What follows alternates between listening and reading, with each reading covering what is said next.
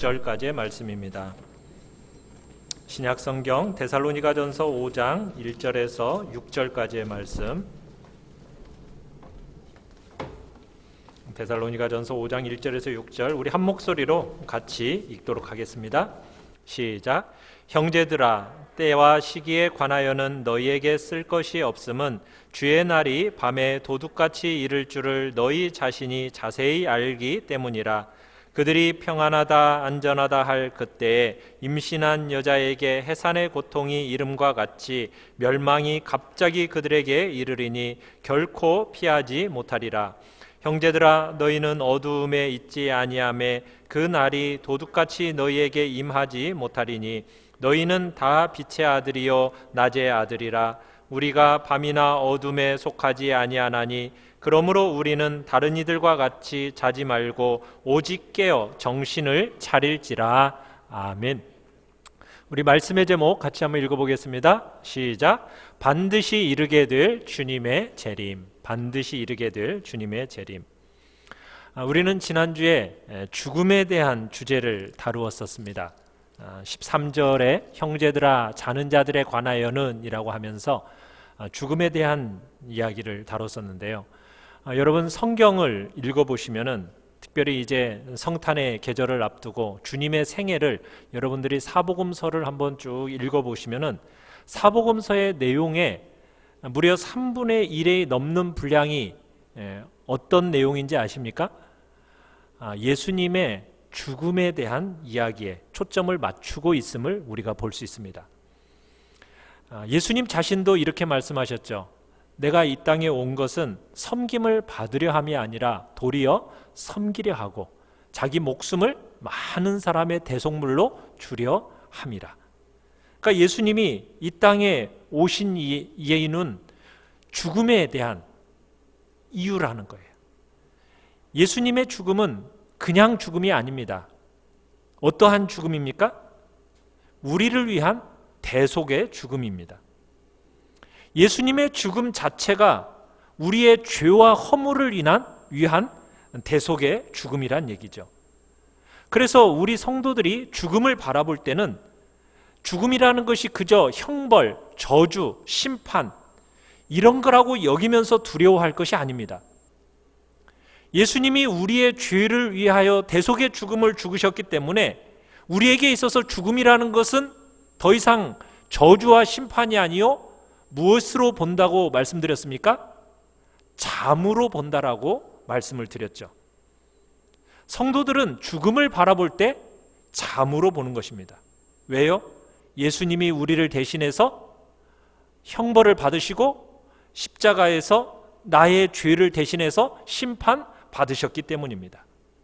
우리가 비록 죽음이라는 과정을 통과하지만 죽음은 더 이상 우리를 쏘거나 우리를 고통스럽게 할 수가 없는 것입니다. 성도인 우리에게 있어서 죽음이라는 그 형벌, 죽음에 속한 형벌과 그 심판의 속성이 제하여졌기 때문입니다. 그래서 여러분은 죽음을 무엇으로 여기면서 사셔야 된다고요? 잠이다. 여러분 잠이라고 생각할 때 어떠세요? 잠자러 가면서 고통스러우십니까? 잠이라는 것은 우리에게 수고를 멈추고 안식을 주는 기회이기 때문에 잠은 우리가 때로 기대하지 않습니까? 이 죽음을 잠이라고 표현할 때 이 죽음의 잠이라는 표현 속에는 또 뭐가 있습니까? 반드시 깨어나는 순간을 갖게 된다는 겁니다. 우리는 사랑하는 사람이 우리 곁을 떠날 때 참 우리가 직접적으로 볼 수 없기 때문에 매우 슬프고 고통스럽고 아픕니다. 그렇지만 주님의 나팔 소리가 울리게 되면 그 사랑하는 사람을 다시 우리는 보게 될 줄 믿습니다. 잠에서 깨어 일어나는 순간이 오게 될 줄 알기 때문입니다. 그렇기 때문에 우리는 소망 없는 다른 사람들처럼 죽음을 두려워하거나 슬퍼하지 않는 거죠. 우리가 사랑하는 사람들을 못 보기 때문에 슬픈 것이지 이제 그들의 모든 수고가 멈추어지고 쉬기 때문에 우리는 위로를 받을 수 있다는 이야기입니다. 때가 되면 잠에서 깨어나는 것처럼 주님의 나팔 소리와 함께 죽은 자들이 다시 일어나게 될 것입니다. 그렇기 때문에 우리는 절대 소망 없는 자들처럼 슬퍼하지 않는다는 이야기죠. 오늘 이야기는 종말에 대한 이야기입니다. 주제가 종말입니다. 자, 우리 1번을 같이 한번 읽어보겠습니다. 시작.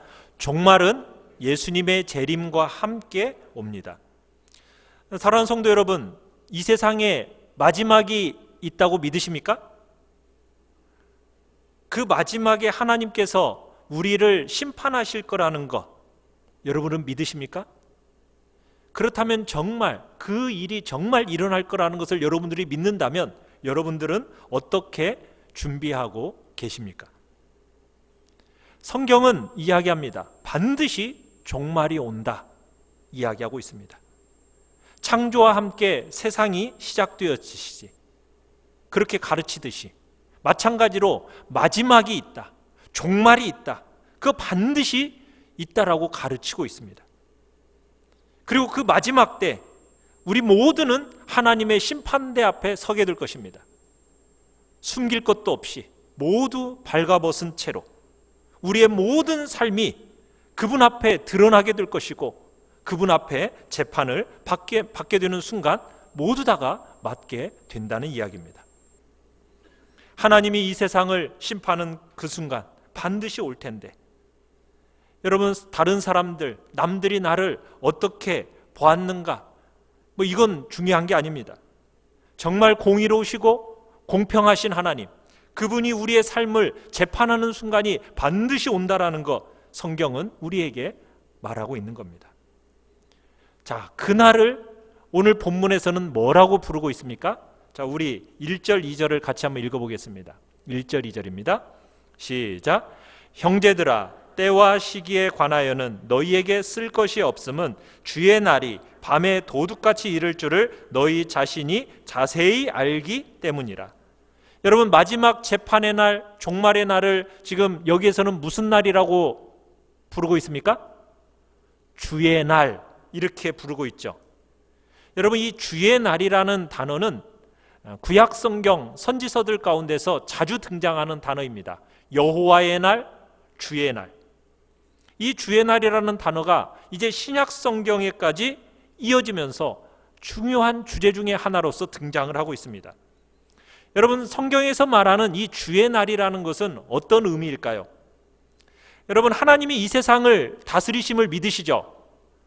자, 이 세상을 다스리시는 하나님의 존재가 여러분, 표가 날 때가 많습니까? 표가 안 날 때가 많습니까? 표가 안 날 때가 훨씬 더 많죠. 이 세상을 하나님이 다스리신다고는 하지만 다스리시는 하나님이 표가 잘 안 나요.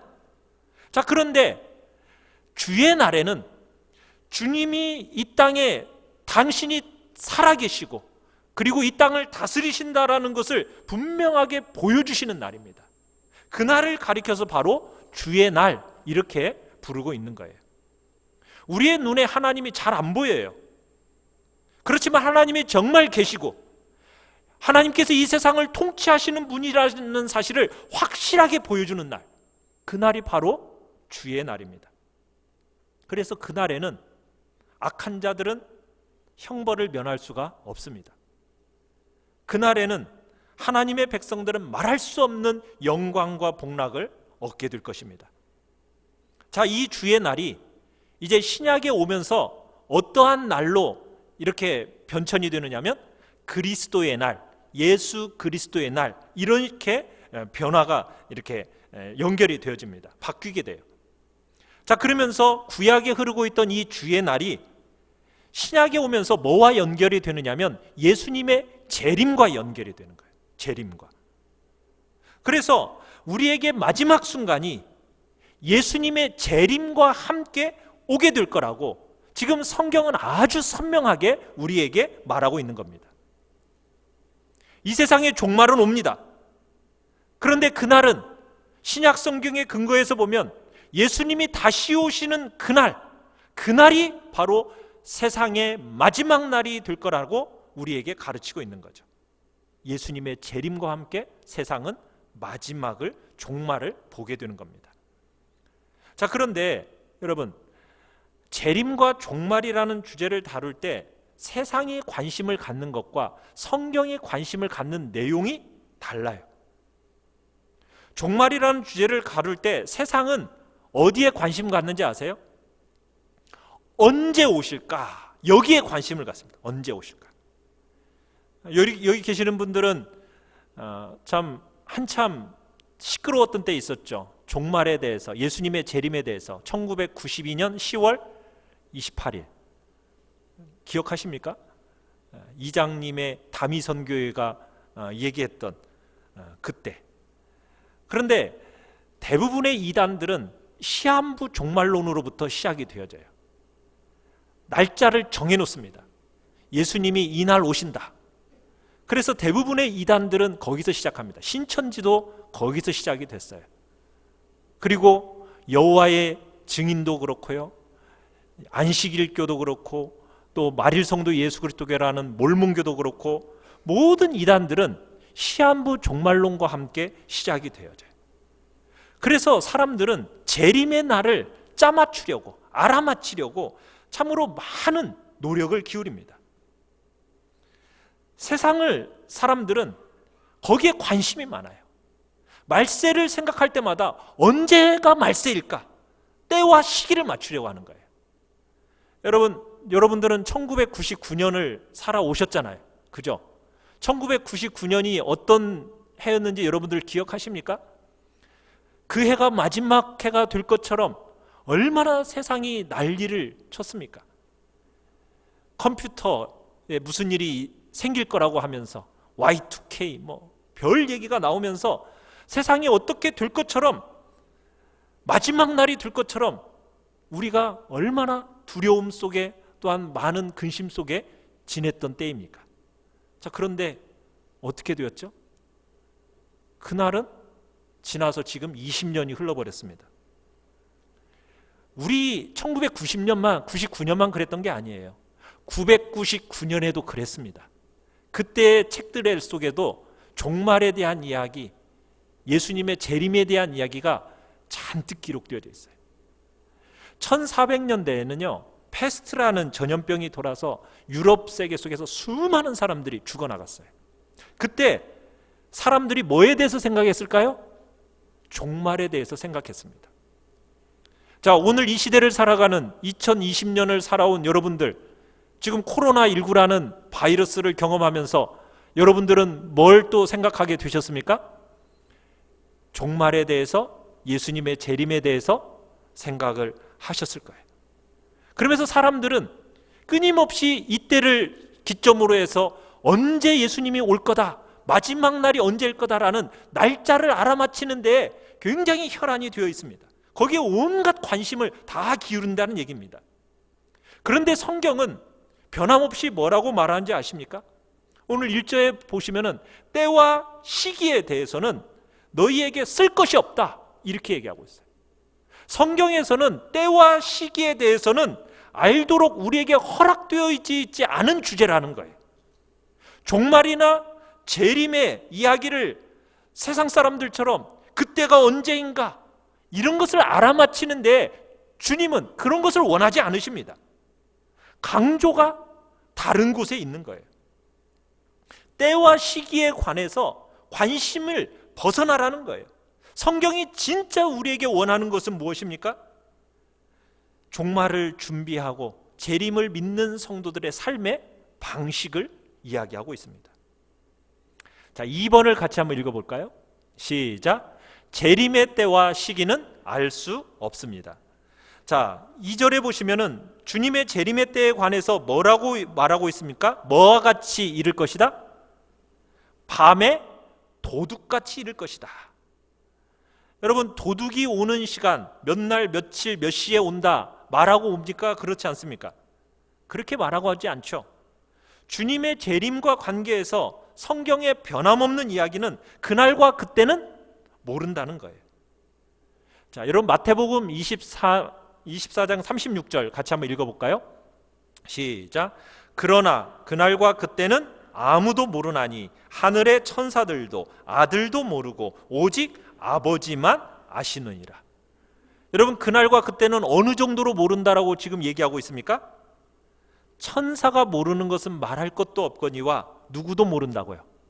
아들, 예수님도 모른다, 이렇게까지 얘기하고 있어요. 여러분, 아들이 모를 수 있어요, 없어요? 삼위 하나님은 한 분이시잖아요. 모를 수가 있습니까, 없습니까? 모를 수가 없지 않죠. 그런데 때와 시기를 아는 것이 얼마나 이루어지지 않았는지를 강조하기 위해서 당신도 모른다라고 이야기하고 있는 겁니다. 오직 누구에게만 속한 일이다? 아버지에게만 속한 일이라고 이야기하고 있는 거예요. 너무 언제냐는 때와 시기에 너무 마음을 기울이지 마십시오. 여러분, 그 때와 시기를 알면은 더 잘 준비할 것 같으세요? 때와 시기를 알면은 더 잘 준비할 것 같아요? 아니에요. 그건 육체적인 생각이죠. 예수님의 오심을 우리들이 그날을 알아서 우리가 잘 준비한다? 내가 그날을 알면 원하든 원하지 않든 내가 강제적으로 준비하는 거, 그 주님이 원하시겠어요? 그런 준비 주님은 원하시지 않습니다. 나를 알면은 내가 싫지만은 억지로 준비하는 거, 그것은 하나님이 원하시는 준비가 아니에요. 하나님은 때와 시기를 아는가 모르는가, 이게 결정적인 게 아니라는 거예요. 재림에 대한 강조 부분은 다른 데 있는 거죠. 그런데 자꾸 우리들의 관심은 어디에 있어요? 언제일까? 언제 오실까? 자꾸 때 시기를 알아맞히려는 자꾸 어리석고 미련한 시도를 한다는 거예요. 이게 반복되어 왔어요. 여러분들은 거기에 현혹되지 마십시오. 혹여나 누군가가 몇 날 며칠에 예수님이 오신다라고 말하는 딱 그 순간 여러분은 그들을 뭐라고 딱 단정하면 됩니까? 아, 이단이고만 하고서 그들로부터 떨어져 나오십시오. 그건 이단들이 하는 시한부 종말론입니다. 종말과 재림은 초점이 거기에 맞춰 있지 않습니다. 3번을 같이 한번 읽어보겠습니다. 시작. 재림은 갑작스러운 멸망으로 옵니다. 자, 주의 날을 묘사하는 또 하나의 중요한 표현은 3절입니다. 3절. 자, 3절 같이 한번 읽어보겠습니다. 시작. 그들이 평안하다 안전하다 할 그때에 임신한 여자에게 해산의 고통이 이름과 같이 멸망이 갑자기 그들에게 이르리니 결코 피하지 못하리라. 자, 성경이 재림과 종말에 대해서 자주 들고 있는 두 번째 비유는 무엇입니까? 임신한 여자입니다. 임신한 여자. 여러분, 여자가 임신을 하게 되면 틀림없이 맞게 되는 날이 있죠. 무슨 날이죠? 아이를 해산하는 고통의 날을 우리들이 겪게 됩니다. 임신하면은 원하든 원하지 않든 아이를 해산하는 수고와 고통을 겪게 되어 있는 거예요. 반드시 그 날이 와요. 날과 시간 정확하게 알 수 있습니까, 없습니까? 여러분들은 이렇게 아이를 낳을 때 정확한 시간을 알고 애를 낳으셨나요? 그러지 않죠. 진통이 어떻게 오던가요? 갑작스럽게 오죠. 마찬가지입니다. 아이를 낳는 고통이 반드시 따르게 되는 것처럼 우리의 삶에 있어서 너무나 명확한 사실은 무엇입니까? 우리 주님이 다시 오신다는 거예요. 그 명확한 사실입니다. 반드시 재림은 있습니다. 온 세상의 종말은 반드시 있을 겁니다. 마치 뭐처럼? 임신한 여자가 해산의 날을 기다리는 것과 같이, 똑같이 마지막 순간이 반드시 오게 될 거란 얘기예요. 그때 준비되지 않은 채 여러분 그날을 맞이하면 어떻게 돼요? 그럼 갑작스러운 멸망으로 오게 되는 거예요. 주님의 재림과 종말은 갑작스러운 멸망으로 오게 되는 거예요. 전혀 준비되지 않은 상태로 그분의 오심을 맞으면요, 갑작스러운 고통을 경험하게 되는 겁니다. 이게 지금 성경이 종말과 재림이라는 주제를 다룰 때 늘 반복해서 가르치고 있는 핵심 주제예요. 여러분, 말세에 대한 이야기들이 나왔던 1999년 혹은 999년 또 뭐 1400년, 여러분 이 시기의 모든 공통점이 뭔지 아세요? 그날에는 뭔가 모르게 불행하고 말기 같은 그런 증상이 나타났다는 거예요. 그때마다 사람들은 종말을 예언했고 말세를 예언했습니다. 그런데 성경의 예언은 달라요. 여러분 3절에 보시면은 그때는 어떤 때라고 얘기하고 있습니까?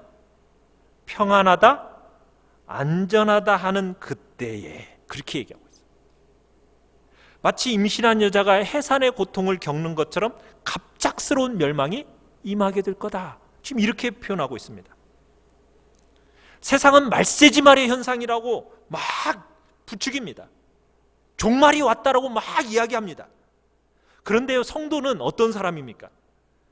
그런 현상이 나타날 때만 종말이라고 생각하고 말세라고 생각하고 예수님의 재림이 오실 거라고 생각하고 그런 게 아니라는 거예요. 마치 평안하고 안전해서 아무 일도 없는, 아무 염려도 없는 그런 때조차도 성도는 주님의 오심을 소원하고 생각하고 기다리는 사람이란 얘기입니다. 여러분은 주님의 오심에 대한 기다림이 있으십니까? 세상처럼 말세지말이라고 떠들 때에만 주님의 오심에 대한, 재림에 대한 생각을 하고 계시는 건 아닙니까? 우리는 그렇게 살아가는 사람이 아니란 얘기입니다. 주의 오심이라는 주제는 우리가 흔히 생각하는 것처럼, 세상이 생각하는 것처럼 이제 지구가 끝날 거다 이렇게 생각할 때 사용하는 단어가 아닙니다. 세상은 평안하다, 안전하다 이렇게 구가하면서 주님의 오시는 것에 아무 관심이 없는 그런 때, 우리 성도들은 그런 때에조차도 주님의 오심을 간절히 사모하고 그날을 기다리며 살아가는 것이 우리 성도들의 삶의 방식인 것입니다. 평안하다, 안전하다 하는 그때 오실 거라는 거예요. 여러분, 이 평화와 안전이라는 단어는 이 당시가 로마 제국시대이지 않습니까? 이 로마 제국시대의 슬로건, 표어였어요. 이 당시에는 로마가 수많은 나라들을 정복을 했습니다. 거대한 제국을 이루었거든요. 그리고 나서 로마가 이 피정복민들에게 끊임없이 합리화시키면서 얘기했던 것이 있습니다. 그게 뭐였느냐면, 우리 로마 통치 아래에 있는 동안에 너희들의 평화가 왔고 안전함이 보장되었다, 이것을 끊임없이 피정복민들에게 얘기를 한 거예요. 막 전쟁이 휩쓸고 있던 그 세상 속에서 너희들이 지금 이 로마의 통치 아래에 있기 때문에 너희들이 지금 평화를 누리고 있는 거고 안전이 보장된 거다. 여러분, 이렇게 말하는 것처럼요, 세상, 주님 바깥에 있는 세상이 끊임없이 평화를 얘기하고 안전을 이야기합니다. 주님이 없는 평화, 주님이 없는 안전을 얘기해요. 이 세상의 정신이 그렇거든요. 로마만의 얘기가 아니에요. 미국도 그렇고 중국도 그렇고 한국도 그렇고 모든 세상 나라들이 권력과 세상의 가치가 안전과 평화를 약속합니다. 그렇지만 실체를 정직하게 보려고 하지 않아요. 요즘 시대를 100세 시대라고 하죠. 여러분, 100세까지 사는 것이 기대가 되시죠? 안 그러세요? 안전하다고 평안하다고 끊임없이 외쳐대면서 100세 시대라고 말을 하지만은, 여러분, 이 100세라는 삶을 살아가는 동안에 우리에게 주어질 깨어지고 상함들에 대한 이야기는 하지 않아요. 그냥 무슨 얘기만 합니까? 100세 얘기만 해요. 100세 얘기만. 오늘날 시대는 AI 시대, 자동화 시대 막 이런 얘기합니다. 그러면서 세상이 얼마나 편리해졌는가, 여기에다가 온갖 얘기를, 그리고 우리들의 마음에 안전과 편리함과 마치 평화가 온 것처럼 자꾸 얘기를 합니다. 여러분, 그런데 AI가 고장이 나면, 자동화가 고장이 나면 이 세상은 올스톱이 된다는 얘기 아무도 얘기하지 않습니다. 여러분, 다 보험들 들어보셨잖아요. 보험 드시는 보험 판매원들이 여러분들에게 와서 하는 얘기가 뭡니까? 온갖 조건을 다 갖다 대면서 여러분들에게 이거 조금만 내면은 더 큰 보장도 있어요. 조금만 내면 보장이 크대요.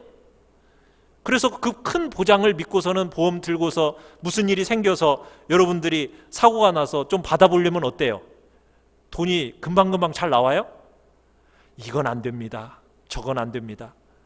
안 된다는 게 왜 이렇게 많아요? 그죠?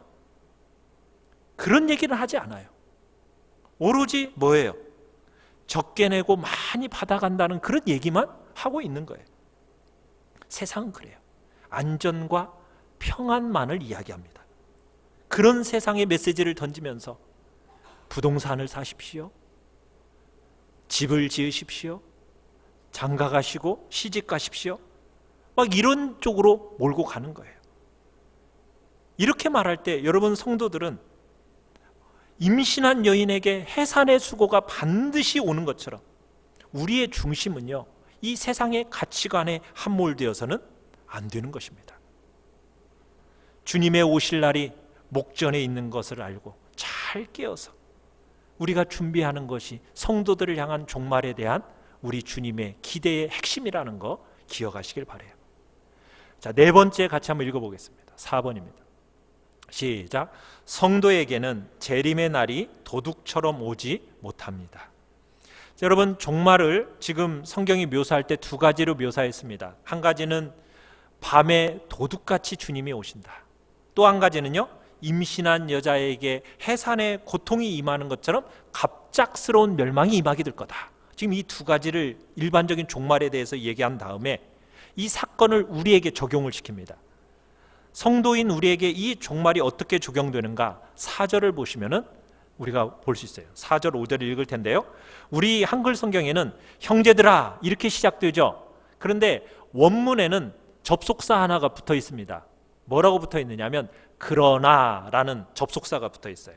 자, 우리 그러나 하면서 같이 한번 4절 5절을 같이 한번 읽어볼까요? 시작. 그러나 형제들아 너희는 어둠에 있지 아니하매 그날이 도둑같이 임하지 못하리니 너희는 다 빛의 아들이요 낮의 아들이라. 우리가 밤이나 어둠에 속하지 아니하나니. 우리가 구원받은 사건을 성경은 어떻게 묘사하고 있느냐? 여기서 지금 우리를 어떤 아들이라고 얘기하고 있습니까? 빛의 아들, 낮의 아들, 이렇게 표현하고 있죠. 자, 골로새서 1장 13절에 우리를 어떻게 얘기하고 있는지 같이 한번 읽어보겠습니다. 시작. 그가 우리를 흑암의 권세에서 건져내사 그의 사랑의 아들의 나라로 옮기셨으니. 우리가 원래는 어떤 권세 아래 있었습니까? 흑암의 권세 아래 있었어요. 그런 우리를 들어서 어디로 옮기셨다고요? 사랑의 아들의 나라로 옮겨짐을 당하게 되었습니다.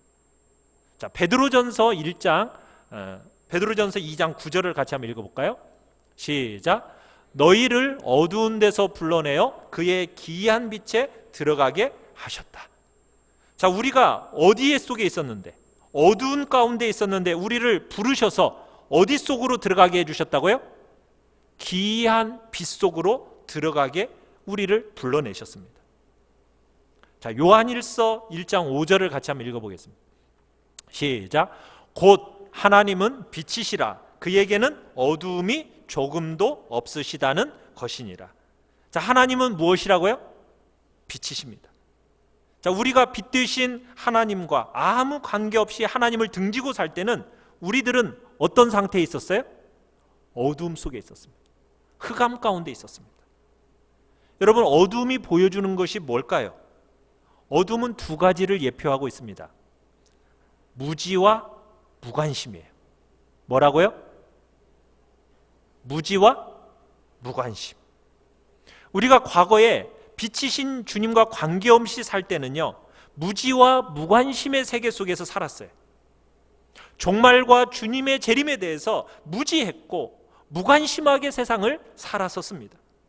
우리의 관심이라는 곳은 어디밖에 없었습니까? 세상에서 어떻게 하면 내가 잘 살까? 돈을 좀 벌까? 집을 어떻게 하면 살까? 어떻게 하면 장가가고 시집 갈까? 오직 우리의 관심이라는 것은 거기에 있는 거예요. 어느 대학에 가서, 어느 직장에 가서 얼마나 내가 돈을 많이 버는가, 오로지 거기에만 우리의 관심이 있었다는 얘기입니다. 그렇게 어둠 가운데 있었던 우리를 하나님이 들어서 빛의 세계 속으로 옮겨 놓으셨습니다. 사랑의 아들의 나라로 옮겨 놓으셨습니다. 무지하고 무관심했던 그 자리에서 우리를 들어서 이제는 우리에게 지각이 생겼어요. 관심이 생겼어요. 무슨 관심이요? 주님의 재림에 대한 관심이 생겼고 세상의 종말에 대한 관심이 우리에게 생겨졌다는 얘기입니다. 그러면서 우리에게 소망이 생기게 되었다는 얘기예요. 여기서 빛이라는 단어는 바로 그겁니다. 소망과 기쁨과 영광을 이야기하고 있는 거예요. 무지와 무관심이 마침내 해산의 고통인 갑작스러운 멸망을 가져왔다면, 여러분, 빛 속으로 들어와서 우리에게 지식이 열리고 관심이 생기면서 영광과 존귀와 아름다움에 대해 말할 수 없는 소망과 기대가 생기게 되었다는 얘기입니다. 우리는 어둠에 있지 않고 빛의 자녀들이기 때문에 이제는 더 이상 그날이 뭐와 같이 임하지 않게 된다고요? 도둑같이 임하지 못하게 되었습니다. 도둑이라는 것은 두 가지 요소를 가지고 우리에게 찾아오죠. 한 가지는 날과 때를 알지 못하는 거고요. 또 한 가지는요, 자고 있을 때 온다는 얘기예요. 자, 그런데 날과 때는 우리가 알 수 있어요, 없어요? 그건 알 수 없는 내용이에요. 아버지밖에는 모른다라고 얘기했잖아요. 그럼 날과 때는 몰라요. 그러면은 우리는 자고 있는 것이 아니라 빛의 자녀이기 때문에 뭐 하고 있는 존재입니까? 깨어 있는 존재. 깨어 있다라는 얘기는 무엇이에요? 지각이 열려서 관심이 살아 있다라는 얘기입니다. 그래서 그날이 도둑처럼 우리에게 오지 못하는 거예요. 왜? 우리는 주님의 오실 그 재림의 날과 종말에 대해서 관심이 생겼고 지각이 열려서 그날이 우리에게 어떻게 올지 우리는 관심 있게 보고 있기 때문에 그날은 절대로 우리 믿는 자들에게는 도둑같이 오지 못합니다. 그날을 우리는 알 수 있는 거예요. 자, 5번을 같이 한번 읽어보겠습니다. 5번입니다. 시작. 재림에 대한 생각으로 가득 채우라. 그렇기 때문에 우리는 재림에 대한 생각으로 가득 채워야 됩니다. 자, 우리 6절을 같이 한번 읽어보겠습니다. 6절입니다. 시작. 그러므로 우리는 다른 이들과 같이 자지 말고 오직 깨어 정신을 차릴지라. 여러분, 성경이 종말을 이야기할 때마다 늘 핵심적으로 하는 교훈이 이 내용이죠. 때와 날에 대한 관심은 아니고 뭐예요? 언제 와도 문제없도록 정신을 차리고 깨어 있으라는 거예요. 늘 정신을 차리고 깨어 있어라. 참, 이 말을 들을 때마다 저는 그 열처녀의 비유를 어렸을 때도 듣고 그러면은 잠을 안 자야 된다는 얘기인가? 내가 하룻밤도 안 자면은 나는 그 다음 날이면은 지난밤에 제가 못 잤으면 여기 와서 내내 졸고 있을 겁니다. 그러고서는 또 집에 가서 또 자야 되겠죠. 이 잠을 자지 말라는 얘기인가? 나는 안 잘 수 없는 존재인데 왜 자꾸 자지 말고 깨어 정신 차리라고 얘기하지? 이게 고개로는 끄덕여져요. 그런데 도대체 이 마음은 답답합니다. 자지 말라는 얘기가 도대체 뭐야? 들을 때는 그런 것 같은데 어떻게 자지 말라는 거야? 언제 오셔도 자지 않고 깨어있는 상태로 그분을 맞아라. 맞는 말이긴 한 것 같아요. 근데 도대체 자지 말고 깨어있어라, 정신 차려라, 이게 도대체 무슨 말인가? 이게 참 고민스러웠어요. 여러분, 자지 말라라는 의미가 무엇입니까? 잠이라는 요소가 주는 건 뭐냐면 무감각, 무의식이에요. 무감각과 무의식입니다. 이걸 강조하는 거예요, 잠이라는 것은. 그래서 우리가 종말과 예수님의 재림에 대해 주제를 생각할 때마다 무감각하거나 무의식에 있어서는 안 된다라는 이야기를 하고 있는 거예요. 여러분이 어떤 삶의 자리에 있다 할지라도 종말과 주님의 재림에 대해서, 이 주제에 대해서는 언제나 감각이 살아 있어야 된다는 얘기입니다. 언제나 무의식이 아닌 의식의 상태 속에서 여러분들이 종말과 재림에 대한 생각을 가득 채우고 있어라. 지금 이것이 자지 말고 깨어 있으라는 말의 핵심인 거예요. 여러분들이 이 땅을 살아가는 동안 정말 자식을 키우는 수고가 있고요. 그리고 또 일터에서 살아남으려고 몸부림치지 않습니까? 참 쉽지 않은 수많은 여러 가지 상황들을 우리들이 맞닥뜨릴 때 세상은 끊임없이 평안을 약속하고 안전을 약속하지만 여러분, 그 세상의 메시지에 우리가 속아 넘어가서 안 됩니다. 그 메시지에 속아 넘어가서 집 사는데, 밭 사는데 온갖 세상 것에 에너지를 다 쏟아붓는 그런 삶이 되어서는 우리는 안 된다는 얘기예요.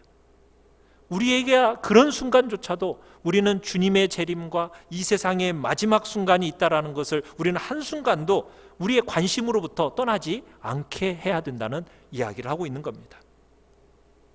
그 주제만큼은, 그 주제의 관계에서만큼은 여러분의 감각이 살아있도록 잘 깨어있으란 얘기예요.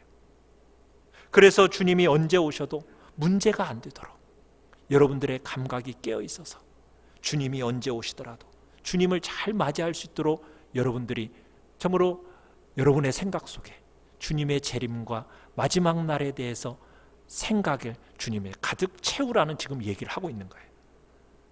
여러분, 그렇게 하실 수 있겠습니까? 그렇게 하실 수 있겠죠? 네, 놀랍게도 하실 수 있습니다. 네, 왜냐하면 여러분은 주님을 사랑하기 때문에. 그렇게 안 하면 불이익을 주기 때문에 억지로 하려면 여러분 못해요. 그런데 시간을 알려주지 않아도 우리는 그렇게 할 수 있는 이유가 뭐 때문이에요? 주님을 사랑하기 때문에. 시간을 알아야만 그 일을 한다면요, 그건 사랑이 아니죠. 언제 올 것을 알고서는 그때만 반짝 내가 주님을 위해서 뭔가 여러분, 그게 사랑입니까? 그건 사랑이 아니죠. 시간을 모르더라도 주님의 오심과 주님과 다시 만날 것에 대한 기대가 참 내 마음속에서 그날이 최고의 절정이고 정말 가장 사랑하는 그분을 만나게 되는 그 순간이라고 우리는 여겨지기 때문에, 그러니까 우리가 감각이 없는 상태로 머물러 있을 수가 없는 거예요. 아, 언제 올까? 무감심한 상태로 머물러 있을 수가 없는 겁니다. 왜요? 내가 사랑하는 그분이 오신다는데 그날이 언제일까에 대한 기대가 있으니까. 그래서 성도인 우리는요, 종말이라는 것이, 주님의 재림이라는 것이 두려워서 떨고 여러분 기다리는 사건이 아니란 얘기예요. 그날이 어떤 날입니까? 우리는 빛의 자녀로서 최고의 영광이고 인생에 있어서 기쁨과 행복의 절정의 순간이라고 우리는 그날을 믿고 그날을 기대하는 겁니다. 내가 사랑하는 그분을 마주보는 그날, 세상의 어떤 경험과 비교할 수 없는 최고의 원함이 바로 그날이지 않습니까? 그렇기 때문에 여러분, 그날은 우리의 삶의 자리에서 관심이 한 번도 꺼져 있을 수가 없다는 얘기예요. 우리의 감각으로부터 멀어져 있을 수 있는 주제가 아니란 얘기예요. 그렇기 때문에 성경은 얘기하고 있어요. 자지 말고 깨어 있으라. 주님이 종말이라는 주제를 다룰 때 우리에게 뭘 기대하십니까? 날짜를 알려주지 않고 정말 주님이 우리에게 기대하고 원하시는 것이 무엇인지 여러분 보이십니까? 여러분이 자녀 기르는 일이 얼마나 수고로운 일인지 주님은 다 아십니다. 치열한 경쟁 사회 속에서 살아남는다라는 것이 쉽지 않다라는 거 다 아십니다. 그럼에도 불구하고 그런 순간조차도 우리는 주님을 향한 기대와 소망이 잠시도 잠자는 상태, 무감각과 무관심 이런 데 머물러 있기를 원하지 않으시는 거죠. 주님은 그런 순간조차도 주님을 사모함으로, 그분을 사랑하기 때문에 정말 그분을 맞이하는 그날 우리의 눈에서 정말 하트가 뿅뿅뿅 나오기를, 정말 주님이 제일 원하시는 거예요. 아유, 주님이 왜 이렇게 빨리 오세요? 이렇게 하는 것이 아니라, 여러분이 뭐 어렵고 힘들 때마다 아유, 주님 빨리 오셨으면 좋겠어, 푸념어린 말로 하는 그런 얘기가 아니라, 세상이 주는 수많은 안전과 평안을 가지고 집도 사고 땅도 사고, 여러분 그렇게 천천히 오시면 좋겠다 이렇게 생각하는 주제가 아니라, 이 땅을 살아가면서 주님이 오시는 것보다도 더 원하는 것이 없고 주님의 얼굴을 마주해야 하는 것보다 더 원하는 것이 없고, 여러분들이 주님을 그렇게 기대하라고 명령하고 계시는 것입니다. 사랑하는 성도 여러분, 여러분은 마음이 담겨서 정말 주님 속히 오세요 기도하고 계십니까? 그렇게 기도하기를 원하는 것이 지금 종말을 다루는 성경의 예언의 메시지의 핵심입니다. 우리의 마음은 어쩔 수 없이 이쪽 저쪽 마음을 자꾸 빼앗기고 사는 것이 현실이에요. 그렇지만 그런 것에 절대로 지지 않고 우리의 마음 중심을 주님 앞에 두는 겁니다. 그날이 언제일지 우리는 알 수 없지만 언제라도 오실 때 우리의 마음을 다 들여서 너무나 사랑하고 너무나 그리워하던 그분을 만나는 그 감격이 여러분 조금도 쇠하지 않도록 주님의 오심을 사모하고 기다리는 여러분이 되시길 바랍니다. 그래서 여러분, 갑작스러운 멸망의 고통이 아니라 여러분 빛의 자녀처럼 형용할 수 없는 내 인생의 최고의 기쁨과 행복이 바로 주님의 오심의 그날이다. 여러분들이 그렇게 분명하게 붙들고 사시기를 간절히 바랍니다. 여러분의 하루하루를 주님의 오심을 사모하고 기대하며 사는 여러분의 삶이 되시기를 간절히 축원합니다. 우리 시간 같이 찬양을 하십시다.